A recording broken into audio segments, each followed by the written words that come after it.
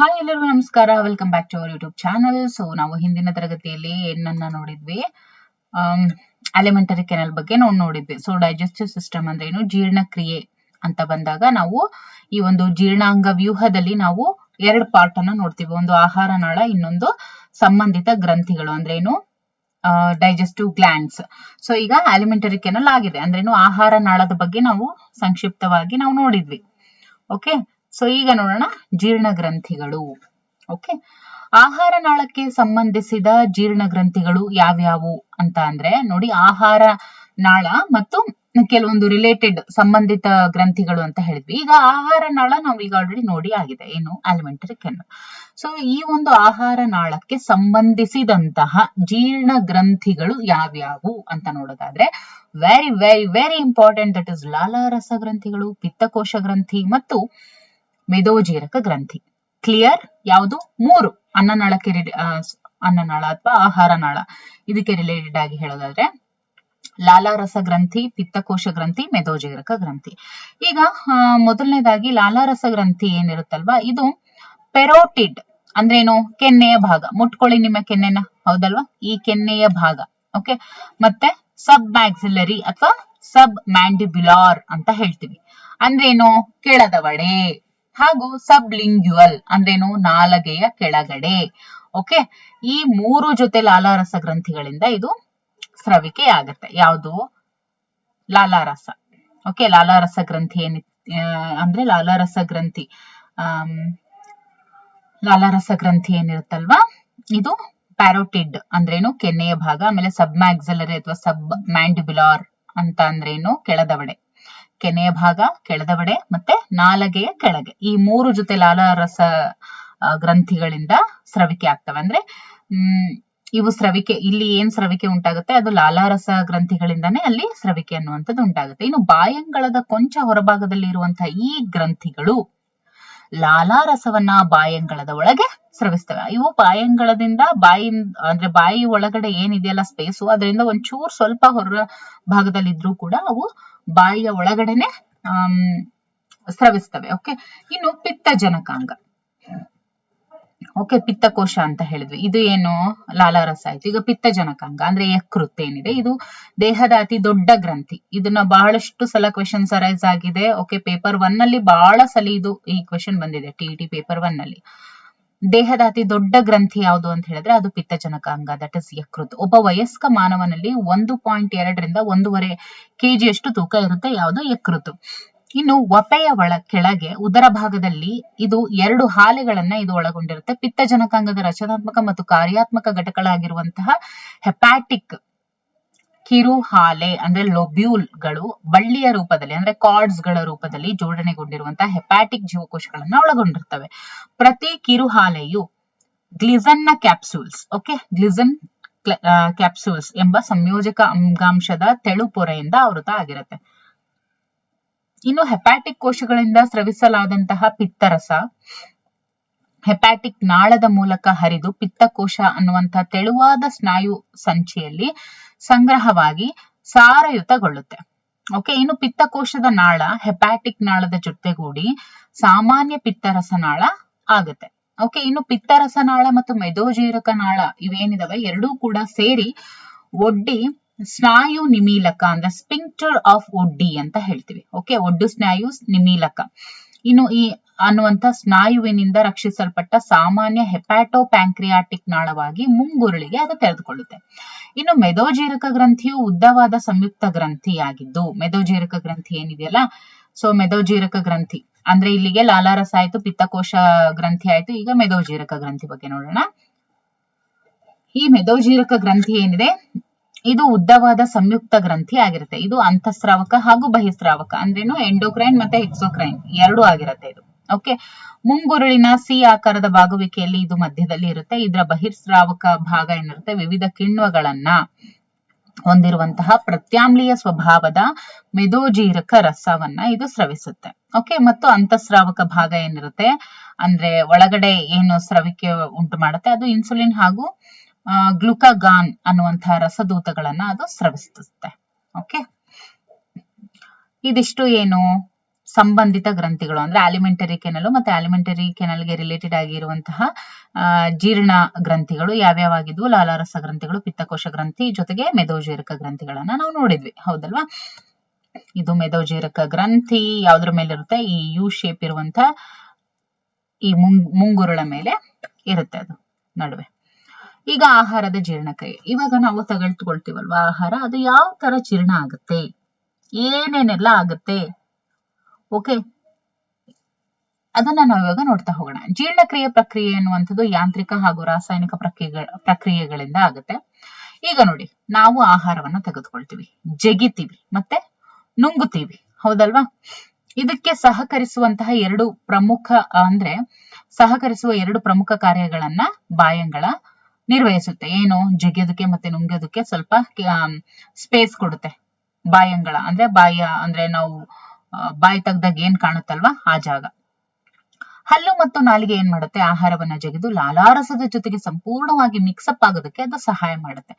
First ಆಹಾರ ಬಾಯಿಯೊಳಗೆ ಹೋಗುತ್ತೆ, ಅದೇನ್ ಅಗಿತಾ ಇರ್ಬೇಕಾದ್ರೆ ಲಾಲಾರಸದ ಜೊತೆಗೆ ಅದು ಸಂಪೂರ್ಣವಾಗಿ ಮಿಕ್ಸಪ್ ಆಗುತ್ತೆ. ಲಾಲಾರಸದಲ್ಲಿ ಇರುವಂತಹ ಲೋಳೆಯು ಜಗಿದ ಪದಾರ್ಥವನ್ನ ನಯವಾಗಿಸುವುದಲ್ಲದೆ, ಈ ಲಾಲಾರಸದ ಕೆಲಸ ಏನು ಹಾಗಾದ್ರೆ?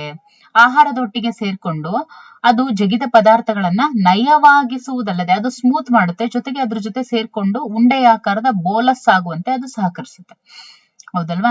ಈ ಬೋಲಸ್ ಗಂಟಲು ತದನಂತರ ಅನ್ನನಾಳಕ್ಕೆ ಅಂದ್ರೆ ನುಂಗುವಿಕೆ ಪ್ರಕ್ರಿಯೆ ಮೂಲಕ ಅದು ಪ್ರವೇಶಿಸುತ್ತೆ. ಇನ್ನು ಪರಿಕ್ರಮಣ ಸಂಕುಚನ ಚಲನೆ ಅಂದ್ರೆ ಪೆರಿಸ್ಟಾಲ್ಸಿಸ್ ಅಂತ ಹೇಳ್ತೀವಿ. ಈ ರೀತಿ ಕರೆಯುವಂತ ಅನ್ನನಾಳದ ಸ್ನಾಯುಗಳ ತರಂಗರೂಪಿ ಸಂಕೋಚನಗಳಿಂದ ಬೋಲಸ್ಸು ಕೆಳಭಾಗಕ್ಕೆ ಹೋಗುತ್ತೆ.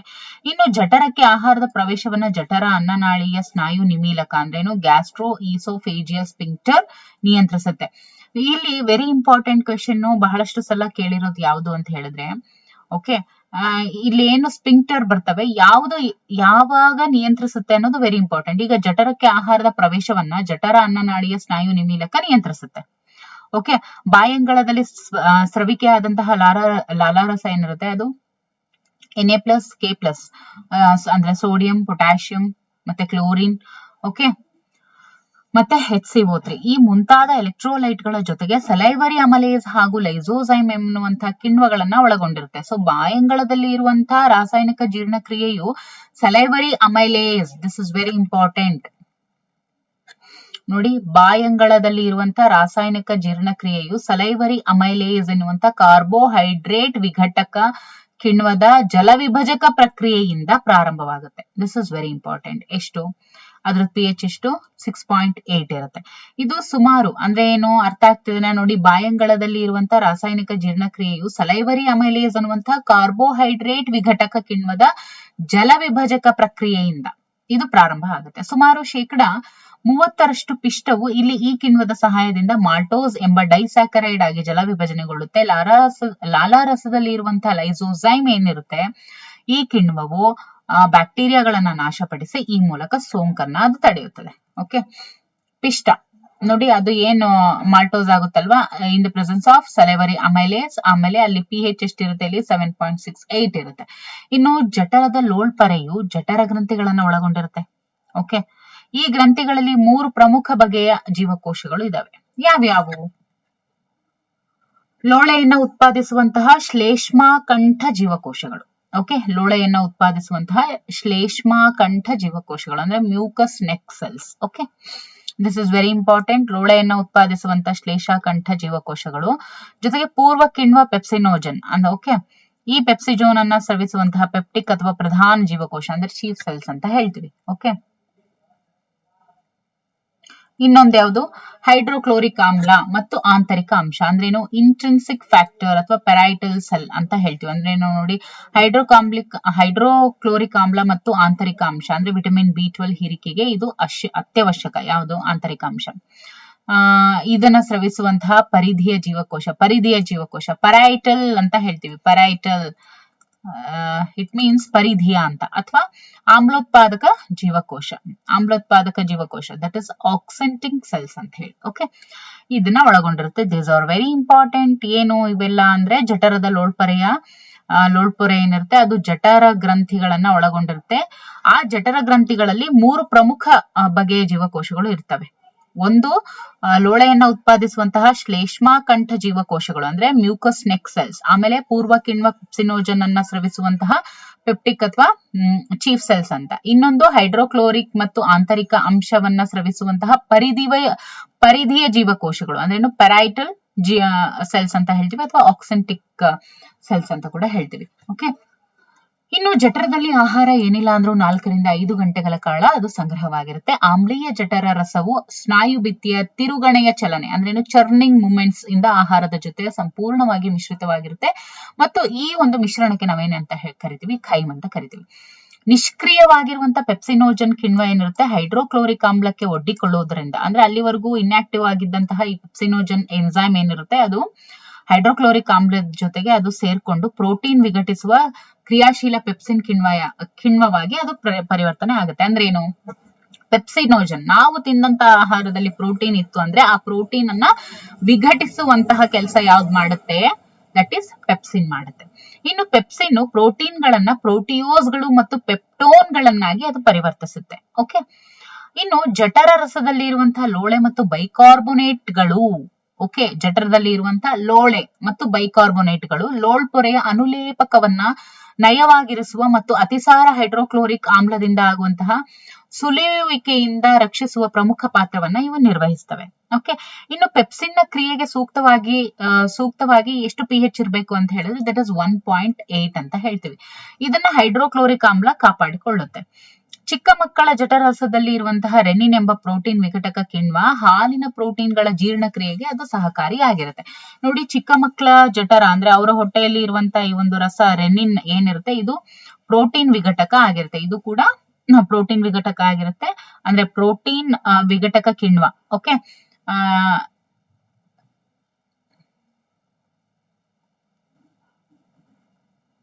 ಓಕೆ, ಇದು ಹಾಲಿನ ಪ್ರೋಟೀನ್ಗಳ ಜೀರ್ಣಕ್ರಿಯೆಗೆ ಇದು ಸಹಾಯಕ ಆಗಿರುತ್ತೆ. ಇನ್ನು ಜಠರ ಗ್ರಂಥಿಗಳು ಸ್ವಲ್ಪ ಪ್ರಮಾಣದಲ್ಲಿ ಲೈಪೇಸ್ ಗಳನ್ನು ಕೂಡ ಸ್ರವಿಸುತ್ತೆ. ಈ ಜಠರ ಗ್ರಂಥಿಗಳು ಅಂತ ಏನ್ ಕರಿತೀವಿ ಅವು ಸ್ವಲ್ಪ ಪ್ರಮಾಣದಲ್ಲಿ ಲೈಪೇಸ್ ಗಳನ್ನು ಕೂಡ ಅವು ಸ್ರವಿಸ್ತವೆ. ಸೊ ಇದಿಷ್ಟು ಏನಾಯ್ತು, ಇಲ್ಲಿಂದ ಇಲ್ಲಿವರೆಗೂ ನಾವು ನೋಡಿದ್ದು ಪೆಪ್ಸಿನ್ ಬಗ್ಗೆನೆ. ಓಕೆ, ಅಂದ್ರೆ ಪೆಪ್ಸಿನ್ ಏನಿದೆಯಲ್ಲ, ಪೆಪ್ಸಿನೋಜನ್ ಅನ್ನುವಂತ ಎನ್ಸೈಮ್ ಏನಿರುತ್ತೆ ಅದು ಇನ್ಆಕ್ಟಿವ್ ಇರುತ್ತಲ್ವಾ, ಪ್ರೋಟೀನ್ ಅನ್ನ ಬ್ರೇಕ್ ಡೌನ್ ಮಾಡಬೇಕಾದ್ರೆ ಅದು ಹೈಡ್ರೋಕ್ಲೋರಿಕ್ ಆಮ್ಲದ ಜೊತೆಗೆ ಆಮ್ಲಕ್ಕೆ ಒಡ್ಡಿಕೊಳ್ಳೋದ್ರಿಂದ ಅಲ್ಲಿವರೆಗೂ ಇನ್ಆಕ್ಟಿವ್ ಆಗಿದ್ದಂತಹ ಒಂದು ಪೆಪ್ಸಿನೋಜನ್ ಯಾವಾಗ ಹೈಡ್ರೋಕ್ಲೋರಿಕ್ ಆಮ್ಲದ ಜೊತೆಗೆ ಒಡ್ಡಿಕೊಳ್ಳುತ್ತೆ ಆಗ ಅದು ಪ್ರೋಟೀನ್ ಅನ್ನ ಬ್ರೇಕ್ ಡೌನ್ ಮಾಡುವಂತಹ ಕ್ರಿಯಾಶೀಲ ಪೆಪ್ಸಿನ್ ಕಿಣ್ವವಾಗಿ ಪೆಪ್ಸಿನೋಜನ್ ಏನಾಗುತ್ತೆ, ಕನ್ವರ್ಟ್ ಆಗುತ್ತೆ. ಓಕೆ, ಇನ್ನು ಸಣ್ಣ ಕರುಳಿನ ಸ್ನಾಯು ಪದರವು ಹಲವು ರೀತಿಯ ಚಲನೆಗಳನ್ನ ಉಂಟು ಮಾಡುತ್ತೆ.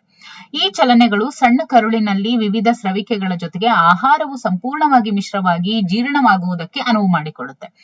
ಪಿತ್ತರಸ, ಮೆದೋಜೀರಕ ರಸ ಮತ್ತು ಕರುಳಿನ ರಸಗಳು ಸಣ್ಣ ಕರುಳಿನಲ್ಲಿ ಬಿಡುಗಡೆಯಾಗುವಂತಹ ಸ್ರವಿಕೆಗಳು. ಓಕೆ, ಪಿತ್ತರಸ, ಮೆದೋಜೀರಕ ರಸಗಳು ಆಮೇಲೆ ಹೆಪಾಟೋ ಪ್ಯಾಂಕ್ರಿಯಾಟಿಕ್ ನಾಳದ ಮೂಲಕ ಬಿಡುಗಡೆ ಆಗ್ತವೆ. ನೋಡಿ, ಪಿತ್ತರಸ ಮತ್ತು ಮೆದೋಜೀರಕ ರಸಗಳು, this is very important. Bile juice ಮತ್ತೆ ಪ್ಯಾಂಕ್ರಿಯಾಟಿಕ್ ಜ್ಯೂಸ್ ಯಾವ ನಾಳದ ಮೂಲಕ ಬಿಡುಗಡೆ ಆಗುತ್ತೆ ಅಂತ ಕೇಳ್ತಾರೆ, ದಟ್ ಇಸ್ ಪ್ಯಾಂಕ್ರಿಯಾಟಿಕ್. ಓಕೆ, ಮೆದೋಜೀರಕ ರಸದಲ್ಲಿ ನಿಷ್ಕ್ರಿಯ ಕಿಣ್ವಗಳಾಗಿರುವಂತಹ ನೋಡಿ ಈ ಒಂದು ಪ್ಯಾಂಕ್ರಿಯಾಟಿಕ್ ಜ್ಯೂಸ್ ಅಂತ ನಾವೇನ್ ಕರಿತೀವಿ, ಇದರಲ್ಲಿ ನಿಷ್ಕ್ರಿಯ ಕಿಣ್ವಗಳಾಗಿರುವಂತಹ ಟ್ರಿಪ್ಸಿನೋಜನ್, ಕೈಮೋಟ್ರಿಪ್ಸಿನೋಜನ್ ಜೊತೆಗೆ ಪ್ರೋಕಾರ್ಬಾಕ್ಸಿ ಪೆಪ್ಟಿಡೇಸ್ಗಳು ಜೊತೆಗೆ ಅಮೈಲೇಸ್ಗಳು, ಲೈಪೇಸ್ಗಳು, ನ್ಯೂಕ್ಲಿಯಸ್ಗಳು ಇರ್ತವೆ. ಇನ್ನು ಟ್ರಿಪ್ಸಿನೋಜನ್ ಏನಿರುತ್ತೆ ಈ ಕಿಣ್ವವನ್ನ ಸಣ್ಣ ಕರುಳಿನ ಲೋಳ್ಪರೆಯಲ್ಲಿ ಸ್ರವಿಕೆಯಾಗುವಂತಹ ಎಂಟೆರೋಕೈನೇಸ್ ಅನ್ನುವಂತಹ ಕಿಣ್ವ ಟ್ರಿಪ್ಸಿನ್ ಎಂಬ ಕ್ರಿಯಾಶೀಲ ರೂಪಕ್ಕೆ ಇದು ಪರಿವರ್ತಿಸುತ್ತೆ.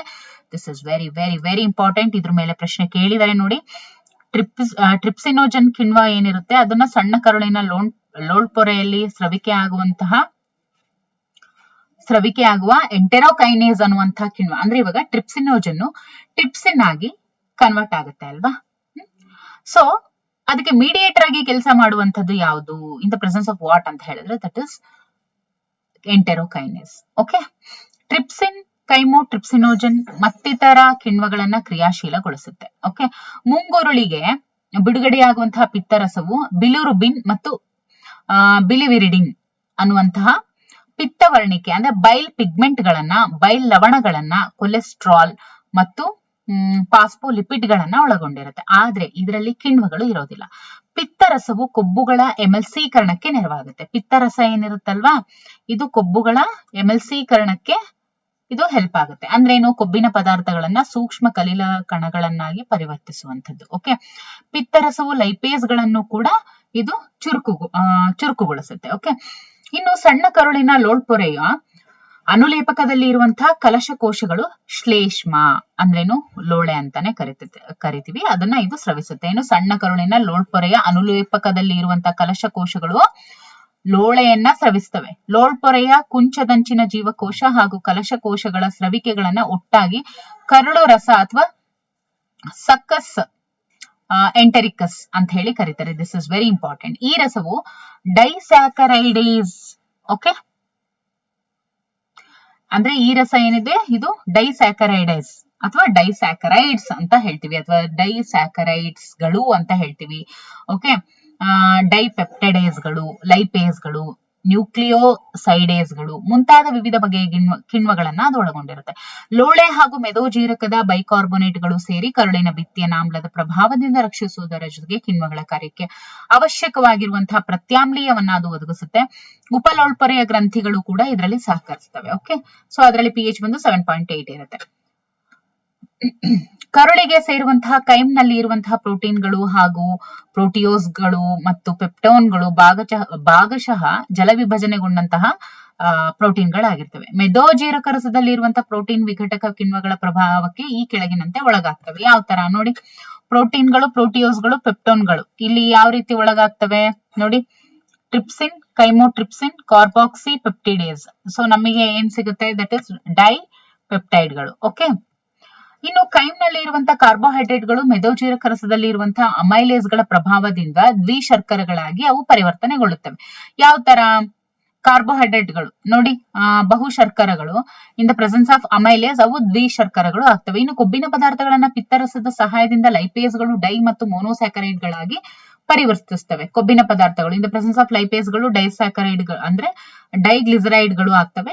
ಅದರ ನಂತರ ಅದು ಮೊನೋಗ್ಲಿಸರೈಡ್ಗಳು ಆಗ್ತವೆ. ಇನ್ನು ಮೆದೋಜೀರಕ ರಸದಲ್ಲಿ ಇರುವಂತಹ ನ್ಯೂಕ್ಲಿಯಸ್ಗಳು ನ್ಯೂಕ್ಲಿಕ್ ಆಮ್ಲಗಳ ಮೇಲೆ ಪ್ರತಿಕ್ರಿಯಿಸಿ ನ್ಯೂಕ್ಲಿಯೋಟೈಡ್ಗಳು ಮತ್ತು ನ್ಯೂಕ್ಲಿಯೋಸೈಡ್ಗಳನ್ನ ಉತ್ಪತ್ತಿ ಮಾಡ್ತವೆ. ಯಾವ ತರ ನೋಡಿ, ಅಲ್ಲಿ ನ್ಯೂಕ್ಲಿಯೋ ಆಮ್ಲಗಳು ಇನ್ ದ ಪ್ರೆಸೆನ್ಸ್ ಆಫ್ ನ್ಯೂಕ್ಲಿಯೇಸ್ಗಳು, ನ್ಯೂಕ್ಲಿಯೋಟೈಡ್ಗಳು ಏನಾಗುತ್ತೆ, ನ್ಯೂಕ್ಲಿಯೋಸೈಡ್ಗಳು. ಇನ್ನು ಸಕ್ಕಸ್ ಎಂಟೆರಿಕಸ್ ನಲ್ಲಿ ಇರುವಂತಹ ಕಿಣ್ವಗಳು, this is very important. Okay, succus entericus ನಲ್ಲಿ ಇರುವಂತಹ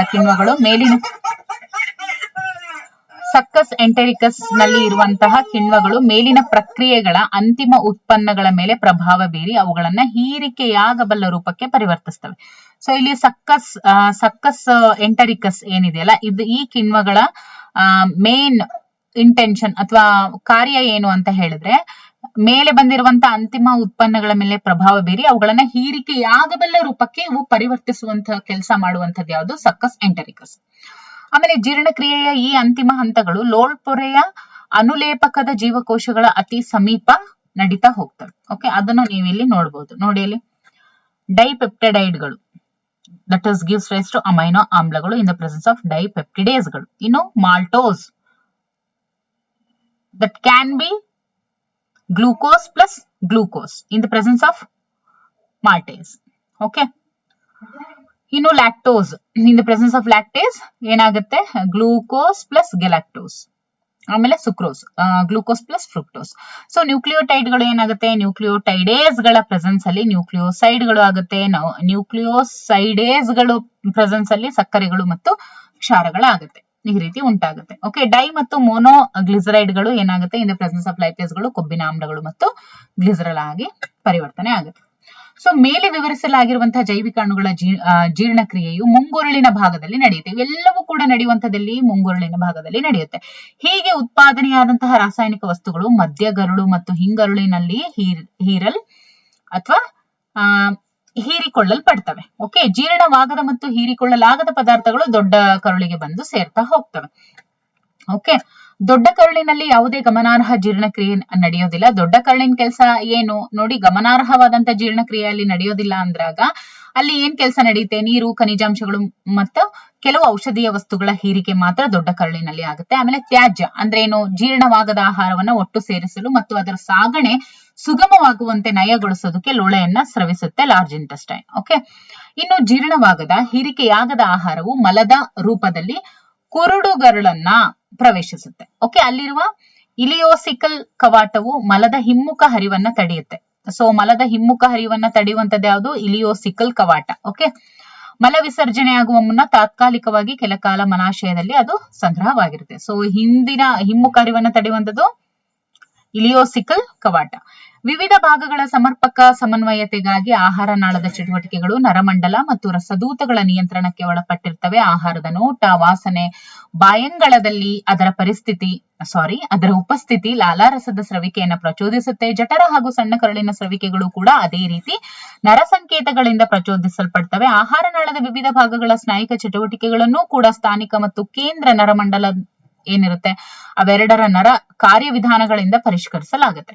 ಸೊ ಜೀರ್ಣ ರಸದೂತ ನಿಯಂತ್ರಿತ ಸ್ರವಿಕೆಯು ಜಠರ ಮತ್ತು ಸಣ್ಣ ಕರುಳಿನ ಲೋಳ್ಪೊರೆಯು ಉತ್ಪತ್ತಿ ಮಾಡುವ ಸ್ಥಾನಿಕ ರಸದೂತಗಳಿಂದ ಅದು ಆಗಿರುತ್ತೆ.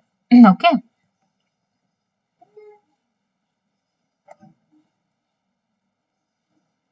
ಸೊ ಇದಿಷ್ಟು ಏನಾಯ್ತು, ಇಲ್ಲಿವರೆಗೂ ನಾವೇನ್ ನೋಡಿದ್ವಿ,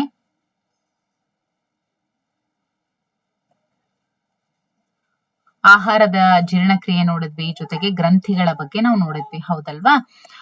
ಇಲ್ಲಿ ನೋಡಿ, ಮುಖ್ಯವಾಗಿ ಪ್ರೋಟೀನ್, ಕಾರ್ಬೋಹೈಡ್ರೇಟ್ ಮತ್ತು ಕೊಬ್ಬುಗಳ ಶಾಖೋತ್ಪಾದಕ ಸಾಮರ್ಥ್ಯ ಅಂದ್ರೆ ಕ್ಯಾಲೋರಿಫಿಕ್ ವ್ಯಾಲ್ಯೂ ಅಂದ್ರೆ ಶಾಖೋತ್ಪಾದಕ ಸಾಮರ್ಥ್ಯ, ಇದನ್ನ ನಾವು ನೋಡ್ತಾ ಹೋಗೋಣ. ಪ್ರಾಣಿಗಳಲ್ಲಿ ಶಕ್ತಿಯ ಅಗತ್ಯತೆಗಳನ್ನು ಮತ್ತು ಆಹಾರದ ಶಕ್ತಿ ಪ್ರಮಾಣವನ್ನ ಶಾಖಶಕ್ತಿಯ ಪ್ರಮಾಣದ ರೂಪದಲ್ಲಿ ವ್ಯಕ್ತಪಡಿಸಲಾಗುತ್ತೆ. ಯಾಕೆ, ಶಾಖವು ಎಲ್ಲಾ ಶಕ್ತಿಗಳ ಅಂತಿಮ ರೂಪ, ಅದಕ್ಕೋಸ್ಕರ ಇದನ್ನ ಸಾಧಾರಣವಾಗಿ ಕ್ಯಾಲೋರಿ ಅಥವಾ ಜೌಲ್ ರೂಪದಲ್ಲಿ ನಾವು ಅಳಿತೀವಿ. ಇದು 1 ಗ್ರಾಂ ನೀರಿನ ಉಷ್ಣತೆಯನ್ನ 1 ಡಿಗ್ರಿಯಿಂದ ಏರಿಕೆ ಮಾಡೋದಕ್ಕೆ ಬೇಕಾಗುವಂತಹ ಶಾಖಶಕ್ತಿಯ ಪ್ರಮಾಣ ಅಂತ ನಾವು ಹೇಳ್ತೀವಿ. ಈ ಮೌಲ್ಯ ಕಡಿಮೆ ಪ್ರಮಾಣದ ಶಕ್ತಿಯಾಗಿರೋದ್ರಿಂದ ಶರೀರ ಕ್ರಿಯಾ ವಿಜ್ಞಾನಿಗಳು ಸಾಧಾರಣವಾಗಿ ಕಿಲೋ ಕ್ಯಾಲರಿ ಅಥವಾ ಕಿಲೋ ಜೌಲ್ ಅನ್ನ ಬಳಸ್ತಾರೆ.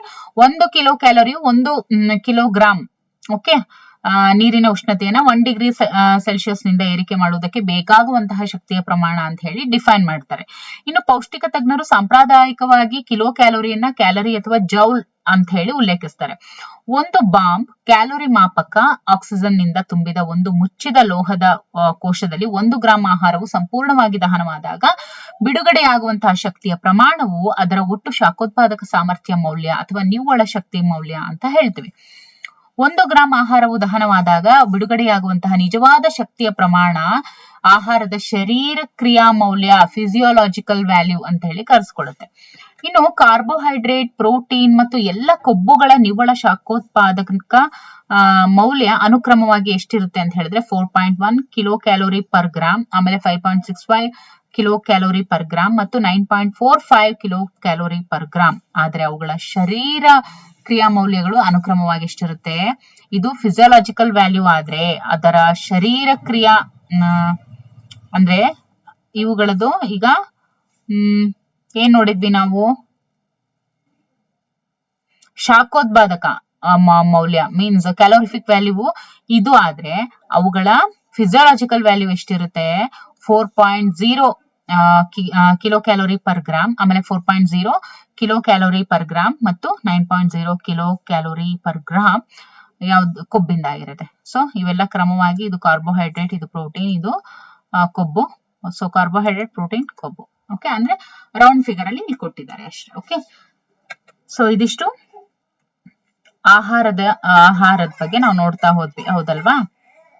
ಜೀರ್ಣಕ್ರಿಯೆ ಬಗ್ಗೆ, ಆಹಾರದ ಜೀರ್ಣಕ್ರಿಯೆ ಯಾವ ತರ ಉಂಟಾಗುತ್ತೆ ಅನ್ನೋದನ್ನ ನಾವು ಇಲ್ಲಿವರೆಗೂ ನೋಡಿದ್ವಿ. ಆಮೇಲೆ ಜೀರ್ಣ ಗ್ರಂಥಿಗಳ ಬಗ್ಗೆ ನಾವು ನೋಡಿದ್ವಿ. ಸೊ ಇನ್ನು ಮುಂದಿನ ತರಗತಿಯಲ್ಲಿ ಪಾರ್ಟ್ 3 ಅಲ್ಲಿ ನಾವೇನ್ ನೋಡ್ತಾ ಹೋಗೋಣ ಅಂತ ಹೇಳಿದ್ರೆ ಇನ್ನು ಮಿಕ್ಕಿರುವಂತ ಪಾರ್ಟ್, ದಟ್ ಇಸ್ ಜೀರ್ಣಗೊಂಡ ಉತ್ಪನ್ನಗಳ ಹೀರುವಿಕೆ. ಓಕೆ, ಮುಂದಿನ ಟಾಪಿಕ್ಸ್ ಅನ್ನ ನೋಡ್ತಾ ಹೋಗೋಣ. Okay, thank you for watching.